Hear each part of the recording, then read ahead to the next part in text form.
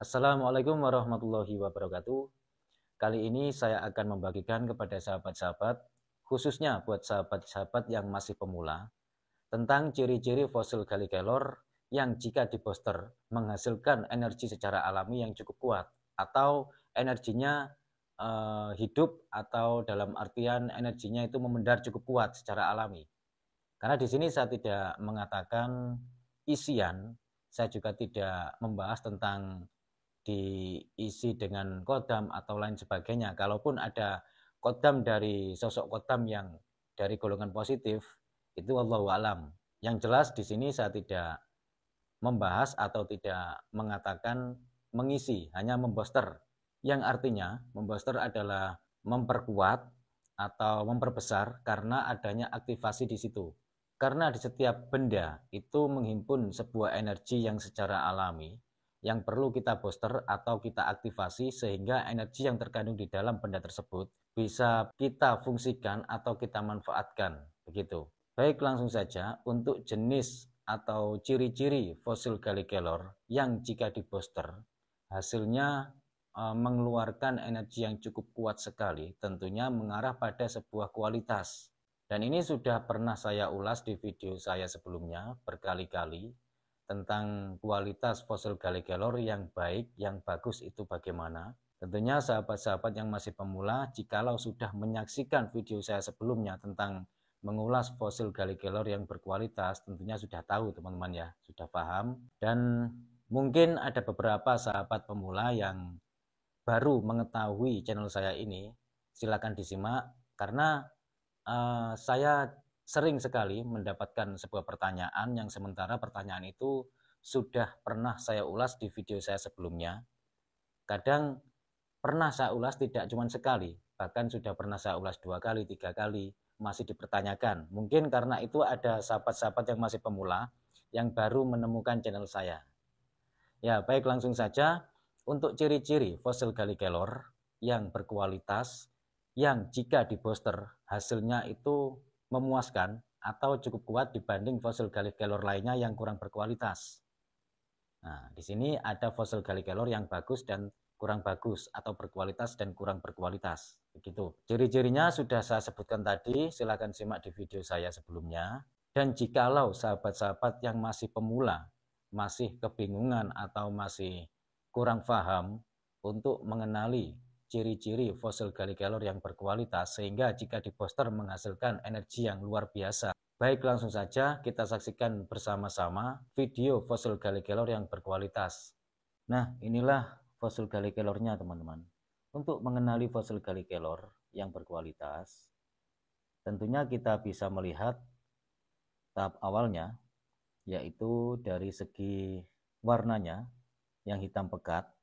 Bukan berarti yang ada campuran sedikit coklat atau sedikit kuningan tidak berkualitas, bukan berarti begitu teman-teman. Tetap saja berkualitas, hanya saja pada fosil Galli Kelor tersebut mungkin ada campuran sedikit badar, ada campuran sedikit bagian kulitnya, tidak mesti. Yang penting bagian warna hitamnya itu hitamnya hitam legam atau hitam padat warnanya begitu. Terus bagian seratnya bisa disaksikan, ini saya fokuskan lagi ya, ini susah cari fokusnya. Nah, ini bagian seratnya sudah pasti seratnya ini halus dan padat, namun tidak menutup kemungkinan ada juga mempunyai serat yang meskipun halus padat seperti motif, meskipun warnanya sama-sama hitamnya, ada seperti garis-garis, seperti garis-garis yang terkesan terlihat motif tapi warnanya sama hitamnya, itu juga bagus kualitasnya itu teman-teman. Dan ini juga masih terlihat jelas sekali bagian serat bintik-bintiknya ini. Nah, ini serat khas fosil Galli Kelor. Nah, itu. Mungkin dengan ulasan-ulasan saya di video saya sebelumnya, mungkin ada beberapa sahabat-sahabat yang masih pemula agak sedikit kebingungan dikarenakan untuk mengenali setiap benda apapun itu memang ada kalanya kita perlu yang namanya kebiasaan memakai atau kebiasaan memegang sehingga kita lebih paham tentang anatominya, lebih paham tentang bendanya. dan kita lebih bisa untuk membedakan antara yang berkualitas dan yang tidak. Untuk jenis fosil gallikelor yang berkualitas tentunya sangat mendukung dengan hasil boosterannya atau kekuatan setelah kita booster, hasilnya bagaimana, kuat dan tidaknya, atau energinya lemah dan kuatnya, itu tergantung dari kualitasnya. Karena ini yang saya bahas secara alami, menyangkut sebuah energi, bukan mengarah pada sebuah perkodaman. Beda lagi jika ada seseorang praktisi yang mengaktifkan fosil gallikelor yang arahnya dengan perkodaman berbeda lagi. Nah, begitu. Kalau untuk urusan perkodaman, itu tidak memandang kualitas. Yang penting jenis fosil gallikelornya asli sudah bisa dipakai. Begitu, teman-teman. Nah, karena saya di sini juga bukan ahlinya masalah perkodaman, jadi ya saya mohon maaf. Terus apakah kalau jika fosil gallikelor setelah di booster itu bisa juga dihuni kodam? Bisa saja. Dan itu wallahu alam. Bisa saja dihuni kodam.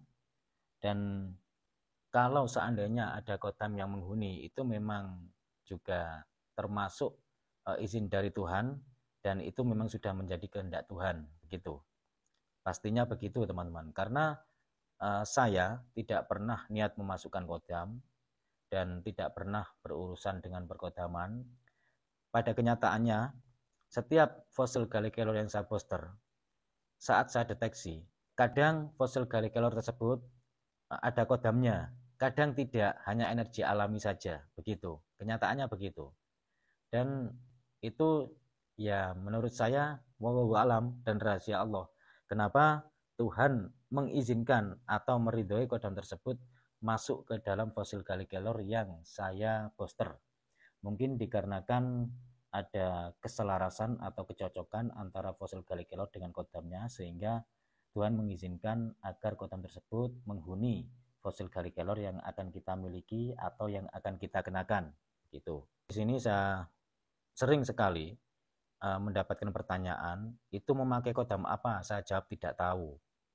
Loh kok tidak tahu? Itu memakai kodam berapa? Saya tidak tahu. Ya, memang saya tidak pernah memasukkan kodam ke dalam fosil gallikelor. Di sini saya hanya membooster dari energi alami yang terkandung di dalam fosil gallikelor. Tentunya setiap fosil gallikelor yang akan saya booster, sudah pasti saya memilih jenis fosil gallikelor yang benar-benar berkualitas. Makanya beberapa minggu yang lalu saya sering mengatakan bahwa fosil gallikelor itu cukup langka sekali, tidak mudah kita mendapatkannya. Yang saya maksud langka di sini adalah kualitasnya, bukan fosil gallikelornya. Kalau sekedar fosil gallikelor banyak sekali kita jumpai. Namun untuk mendapatkan sebuah kualitas, nah itu perlu kejelian dalam mengamati fosil gallikelor. Kadang ada juga fosil gallikelor yang tampak seperti berkualitas. Nah, dilihat seratnya padat, dilihat juga dari warnanya juga cukup bagus. Intinya masuk kategori fosil gallikelor yang berkualitas. Kesannya seperti itu. Pada kenyataannya, setelah saya booster, itu sangat lemah sekali energinya dan hampir tidak terasa. Tapi ya tetap ada energinya. Dikarenakan apa? Ternyata fosil gallikelor yang saya booster itu ternyata bahannya itu sangat rapuh sekali. Nah, ibarat ini dijatuhkan ke lantai jarak setengah meter saja sudah resiko pecah begitu. Terus setelah pecah biasanya dicuil pakai kuku begini, terus bisa cuil karena rapuh sekali, kurang padat intinya.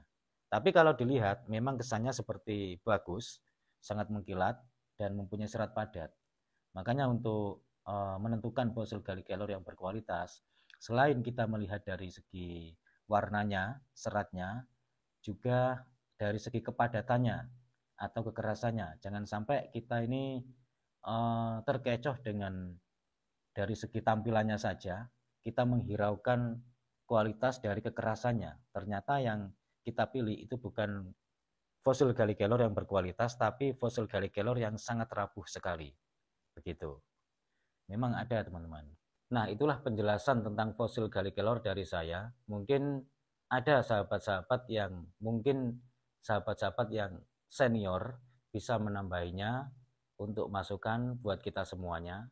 Makanya, kenapa zaman dahulu orang-orang jikalau memakai fosil galikelor, itu cenderung yang dipilih itu hitam pekat. Selain hitam pekat juga mengkilat, terkesan seperti batu. Maksudnya terkesan seperti batu alam atau batu andesit atau batu badar besi. Bukan seperti fosil. Nah, itulah alasannya, yaitu fosil galikelor yang berkualitas. Saya mengatakan ini orang zaman dahulu, bukan berarti saya itu sok tahu atau mengetahui zaman dahulu, tidak, karena saya di zaman dahulu pun tentunya belum lahir. Ini saya mengetahui di era buyut saya, karena almarhum buyut saya masih menangi, istilahnya, istilah bahasa Jawanya itu menangi almarhum buyut saya dulu pada saat masih hidup. Mbah buyut saya dulu juga mempunyai beberapa batu akik, termasuk batu akik yang disebut batu Sulaiman, batu Pirus, dan batu fosil galikelor. Nah, saya dulu itu banyak bertanya, dan sering saya dulu itu melihat seorang kakek-kakek yang memakai cincin berwarna hitam. Saya dengar-dengar itu juga fosil galikelor. Ternyata untuk fosil galikelor itu memang sudah diketahui dan memang sudah menjadi pilihan orang zaman dahulu sampai sekarang. Namun zaman sekarang tidak sedikit orang yang lebih memilih seninya atau motifnya. Itu tidak masalah, semua tergantung ke pribadi masing-masing dan selera masing-masing. Baik, sekian dulu dari saya, kurang lebihnya saya mohon maaf. Cuma itu yang bisa saya sampaikan. Wassalamualaikum warahmatullahi wabarakatuh. Rahayu, salam budaya.